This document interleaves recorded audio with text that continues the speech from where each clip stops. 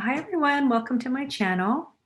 My name is Reagan, and today I'd like to share with you a recent experience that I went through with someone I was dating and try to leave you with some tips for overcoming disappointment. So I'm going to call these weekly videos the Reagan Chronicles because, as I've mentioned in my previous video, I've recently re-entered the dating realm.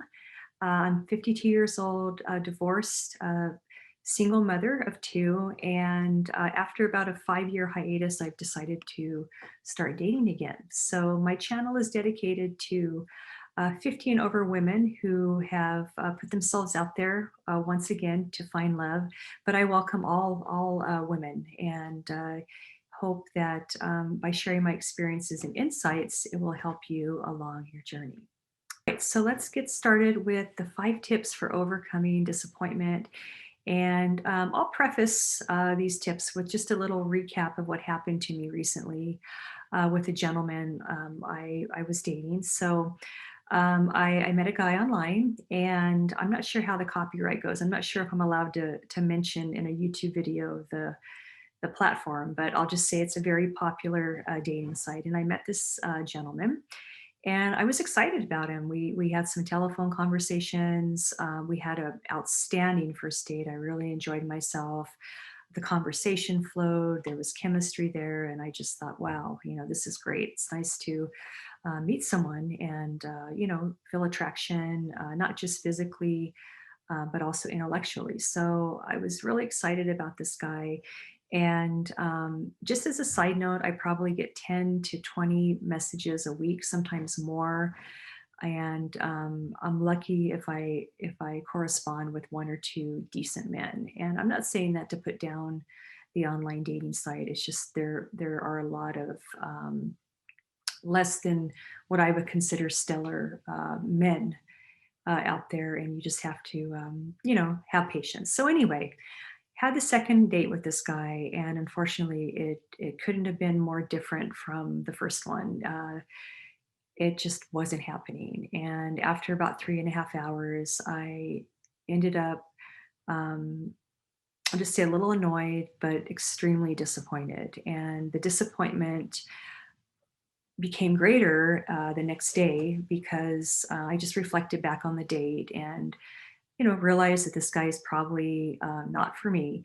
But it's interesting when you go from really liking someone or being hopeful about someone to the opposite, feeling of, wow, this just didn't turn out the way I thought it would. It's hard, but it's just what you have to go through. So as I kind of came off of that situation, I was thinking about what are some techniques I've used to get over disappointment. And here's what I've come up with. So the first one, and I'm going to start with the most important one, is don't give up. You have to you have to keep yourself out there. You can't take down your profile or stop going out because you've had 1 to 2 bad experiences. And I don't mean, when I say experiences, like being sexually harassed or stalked, or not those type of experiences. I'm talking about experiences that end in disappointment, such as what happened to me recently with this person I was dating. So don't give up. You got to keep going, and push yourself to get past that feeling of, I don't want to do this anymore because it's just going to end up bad. Not necessarily true. Not necessarily true. Okay. And that leads me to my second point. Always be prepared for disappointment. And I don't say this coming from a place of, oh, I'm going to be negative, or I'm going to think doom and gloom every time I have a date with a man. That's not what I mean. What I mean is situations can turn on a dime. And it's good to have those feelings of attraction, to be hopeful for a future partner, but things can change, and it takes a long time to really get to know someone, to figure out what they're all about, to see if they're the right person for you. So, you know, uh, be prepared for that. And keep that in perspective. And even if you really like someone, keep in mind that the situation could change tomorrow. And that does help a bit with, dealing with feelings of disappointment. Now, the third one is you have to mourn the loss. And when I say mourn the loss, I mean give yourself a day or two to get over the disappointment. And, you know, you have to do that. And, some people may say, well, wait a minute, you only went on a couple of dates with a guy. Why are you mourning the loss? Well, guess what? I'm sensitive, I'm vulnerable. I've been single a long time. I was hopeful about this person. It's okay to be vulnerable. It's okay to be sensitive. It's okay to really like someone, even though you've met them, just a couple times. So, mourn that loss if you need to. I gave myself about 2 days, maybe 3 days, did some talking to girlfriends. And then I went back onto the dating site, edited my profile, put some more interesting information, took some new profile pictures, posted those, and getting right back into it, and getting over that situation. So mourn the loss, but don't mourn it too long, and get back out there and start dating again. Okay, number four is use some kind of visualization technique to clear your mind, to visualize that perfect person for you. And I've done this many times over the years. I've done meditation where I sit in a quiet, safe place and just, close my eyes and visualize that perfect person for me.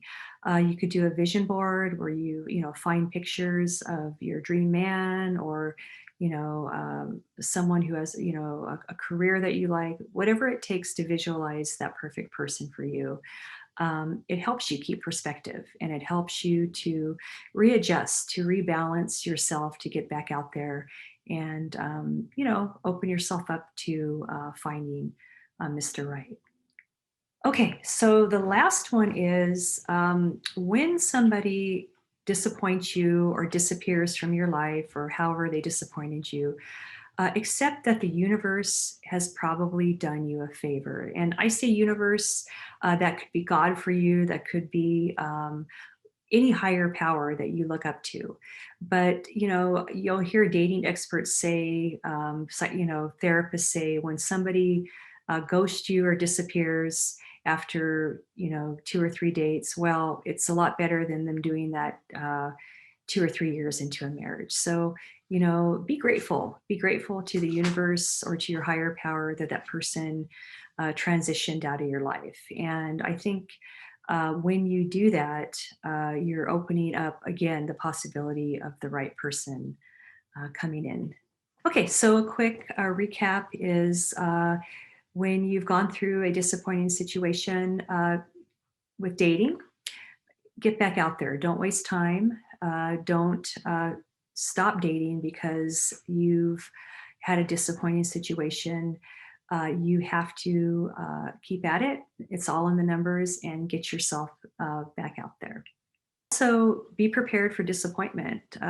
Life changes daily, sometimes hourly, and so does dating. So be prepared that even though you really like someone, or you're hopeful about a situation at the beginning, or even after a few dates, it could change. So um, that's going to happen.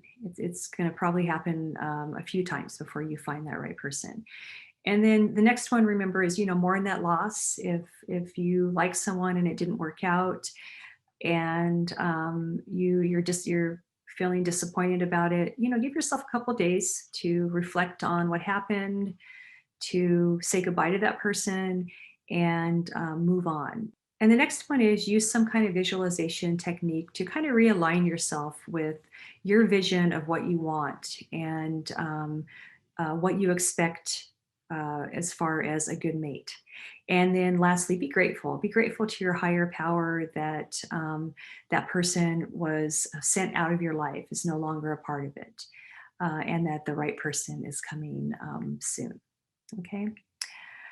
Thank you for tuning in to the first episode of the Reagan Chronicles.